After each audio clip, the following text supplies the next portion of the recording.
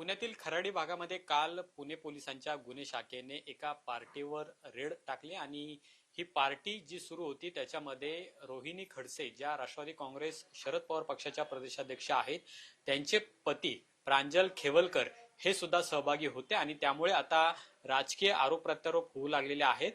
खरं तर ही कारवाईच प्लॅन्टेड आहे असा सुद्धा आरोप आहे तो आता विरोधकांकडून केला जातोय. मात्र यामध्ये 7 जणांना अटक करण्यात आलेली आहे. त्यापैकी 2 जणांनी ड्रग सेवन केल्याची सुद्धा माहिती सध्या तरी समोर आलेली आहे. आणि ही सगळी कारवाई योग्य पद्धतीने झालेली आहे का, खरंच ती रेव पार्टी जी सुरुवातीला पुणे पोलिसांकडून सांगितलं जात होतं की ही रेव पार्टी आहे, ती रेव पार्टी आहे का, हे सगळं जाणून घेण्यासाठी आपल्यासोबत राष्ट्रवादी काँग्रेस अजित पवार पक्षाच्या प्रवक्त्या आणि कायद्याचं ज्ञान असलेल्या रुपाली पाटील आहेत. ताई, सुरुवातीला या सगळ्या कारवाईकडे तुम्ही कसं बघताय? योग्य पद्धतीने ही कारवाई झालेली आहे का?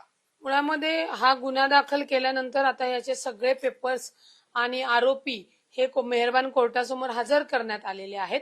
आता आरोपींच्या वतीने पोलिसांवर जी काही संशयाची धुरी निर्माण केलेली आहे, तर की खोटा गुन्हा दाखल करण्यात आला आहे, या गोष्टी त्या गोष्टी, तर मला सांगायचंय की राज्याचे पालकमंत्री माननीय अजितदादा आहेत आणि अजितदादा त्यांच्या या उभ्या हयातीत सगळ्यांनी बघितलं असेल की कधीही कुणावर खोटे गुन्हे दाखल करा हे सांगत नाहीत.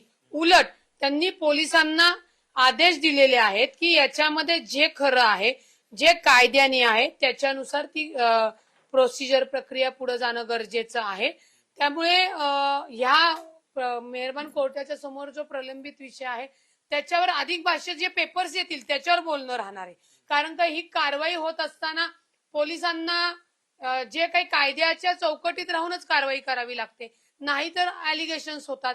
तर माझी ही पोलिसांना विनंती आहे की आपण आपली जी काही कारवाई आहे ती कायद्याच्या चौकटीतच करावी, जेणेकरून लोकांमध्ये गैरसमज निर्माण होणार नाही, पोलीस यंत्रणेबद्दल शंका निर्माण होणार नाही.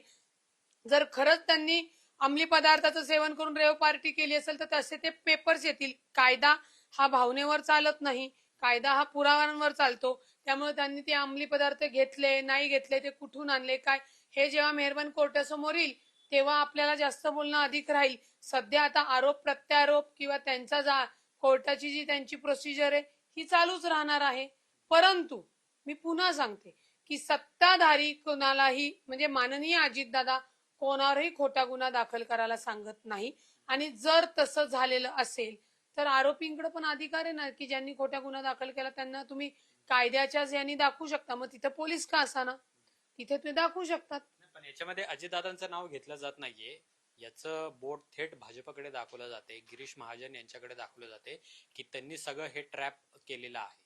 तुम्ही म्हणताय की अजित पवार असते तर अशा पद्धतीच्या कारवाई केल्या जात नाहीत, त्यामुळे भाजपने ही कारवाई घडवून आणलेली आहे असं तुम्हाला शंका वाटते? जर असं त्यांना वाटत असेल तर ते त्यांच्यावरही कारवाई करू शकतात. भाजप किंवा भाजपचे नेते कायद्याच्याच याच्यामध्ये येतात, संविधानामध्ये येतात, घटनेमध्ये येतात. जर तसं त्यांना वाटतंय, तसे पुरावे त्यांच्याकडे आहेत, तर ते त्यांच्यावर कारवाई करू शकतील ना, आहे ना, मार्ग आहेत. पण आता जी सगळी कारवाई झाली त्याला राजकीय रंग दिला जातोय.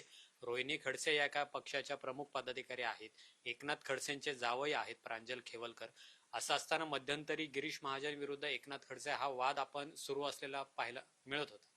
त्याच्यानंतर लागलीच ही सगळी कारवाई झालेली आहे, त्यामुळे संशय त्याचमुळे संशय झालेला आहे की जे काही माननीय महाजन भाऊ आणि माननीय खडसे भाऊ यांच्यामध्ये जी काही प्रत्यारोप आरोप चाललेत त्याच वेळेला त्या खडसेंचा जावईला कसं काय अटक होते हा साहजिकच प्रश्न निर्माण झाल्यामुळे ही संशयाची धुरी आहे.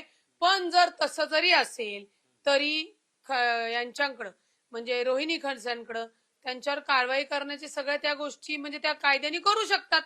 दूध का दुधावर पाणी का पाणी. तुम्हाला वाटतं ही रेव पार्टी होती कायद्याच्या दृष्टीने? कायद्यानुसार जर मी कायद्याचं नॉलेज असलेली नाहीये, मी स्वतः वकील आहे आणि ते पण प्रॅक्टिसिंग लॉयर आहे.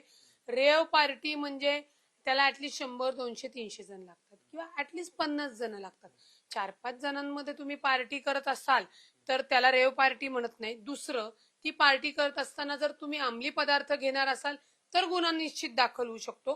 पण जर तुम्ही अंमली पदार्थ घेतले नसेल किंवा कायद्याच्या बाहेर कुठली कृती केली नसेल तर त्याला रेव पार्टी म्हणत नाही. खूप खूप धन्यवाद आमच्याशी बोलल्याबद्दल. कॅमेरामन तुषार ननावरेसह अमोल धर्माधिकारी, लोकशाही मराठी, पुणे. लोकशाही मराठी ऐका, पहा, जागरूक रहा.